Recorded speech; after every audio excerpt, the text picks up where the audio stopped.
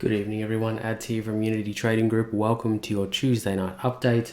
Before we begin tonight, of course, tap the like button, hit the subscribe button if you can, and of course, tick the bell to stay updated on all of our content that's coming up soon. Of course, we aim to stream 5 days a week for you all to stay updated on these charts. If you're not part of it already, the links in the description will take you to our Discord. Please join the conversation. There is a huge variety of traders in there, so there is something for everyone. Yesterday we spoke extensively about the daily time frame on BTC and what we think will more than likely occur on a longer period or longer time scale. If you want to know more about our thoughts on the daily time frame, head over to our channel on YouTube and of course look at yesterday's video. There is an extensive analysis on what we think will happen on a daily time frame, but in the sense of a 4-hour time frame, not much is occurring. So we spoke about the 4-hour as well yesterday, and we spoke about the eventuality of the 23.6 holding or breaking. It's not something that was held over the course of today. Whether or not this actually means that we are going to continue to descend is another argument entirely. And I say that because not much has been happening in the sense of volume. You can see it on the chart there in the sense of we've had some, volume in either direction, whether it be selling or buying.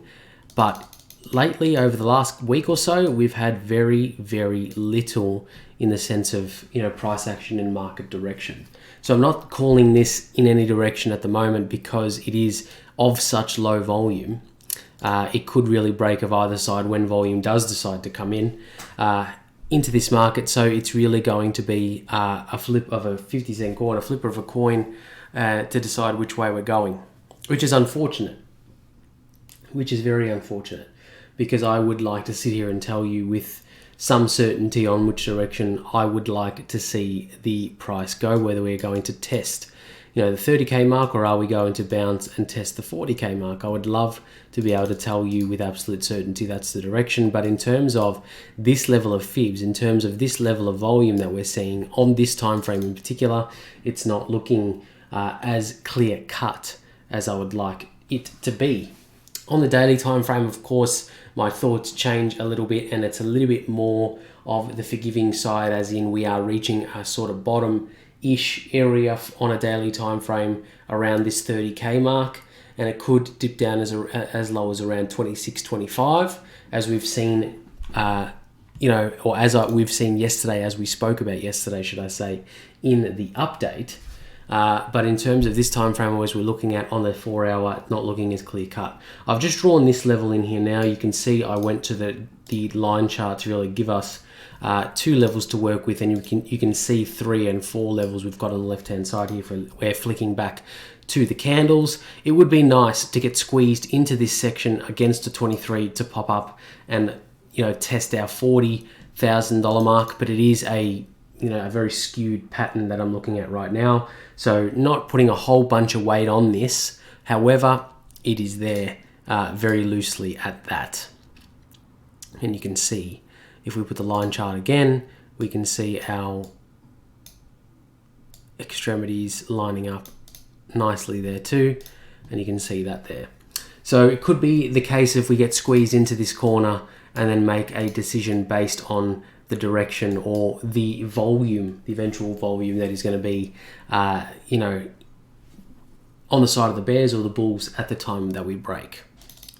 Anyway, moving on, nice, short and sweet this evening. We'll have a look at ETH, faring a little bit nicer than BTC, I do admit, but not as good as we would hope, of course. The volume is still pretty low, and let's bring the traditional volume into this to really gauge where we're at.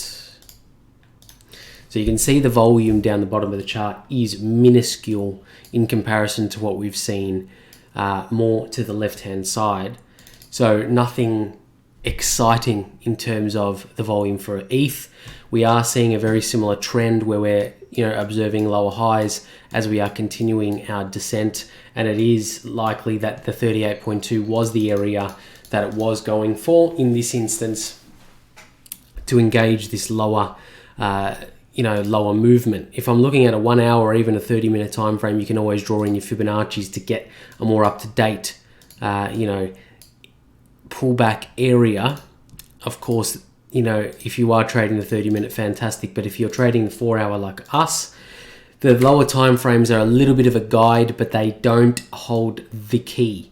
They don't hold that much weight, in the sense of you should really gauge your market trend based on the higher time frame market structure, that we are observing. So in this instance, it looks like the 23.6 may be a further retest point for Ethereum in the immediate term.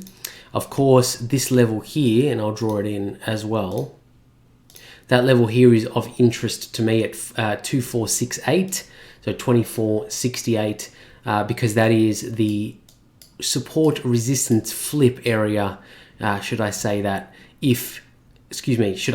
is the support resistance flip area that we've seen just to the left.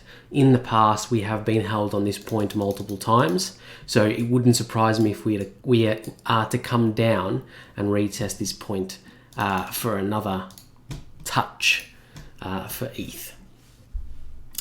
Last one this evening, like I said, we'll keep it nice and short and sweet. It's been a little bit quiet in the Discord, so I do encourage you all to be a little bit more vocal, share your charts, share your ideas, tell us where you think BTC is going to end up, what you're looking at in the way of altcoins and averaging yourself into the market or anything like that.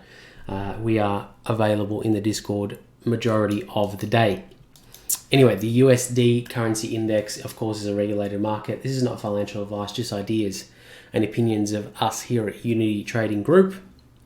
And in the sense of the DXY, it's nice to see that we did head towards our level of supply.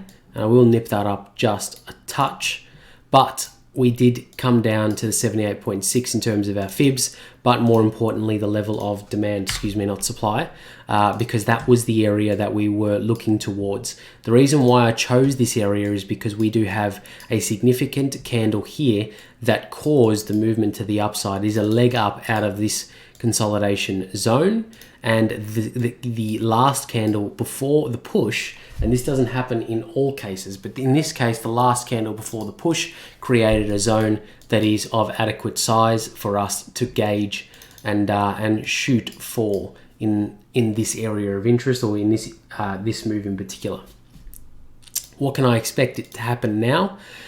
Well, we are trending below the 50 in the RSI department, but not so much. It doesn't look like it'll stay there for quite so long.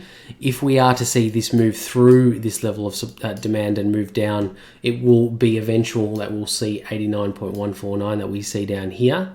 However, I'm more expecting a bounce, even a short-term one, just to retest probably this zone here, this liquidity up here, to really gauge our direction. So it really comes down to, are we going to break through this liquidity that we see to the left-hand side, so we can retest or even come up and get a decent break out of this 90.23 zone that we see above us.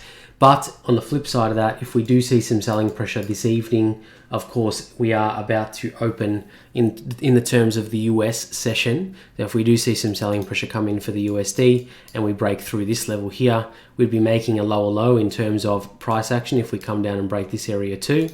And we'd be heading down towards that 89.149 or even 115 to call it square down there. Thank you all for joining me tonight. I'm Ads from UTG. Again, you can find all of our links down below in the description. I do encourage you to join the Discord and be vocal in there. There is a great group of traders. Of course, myself and Ty are in there as well most of the day. But we'll see you guys tomorrow night at this stage. Thanks. Bye.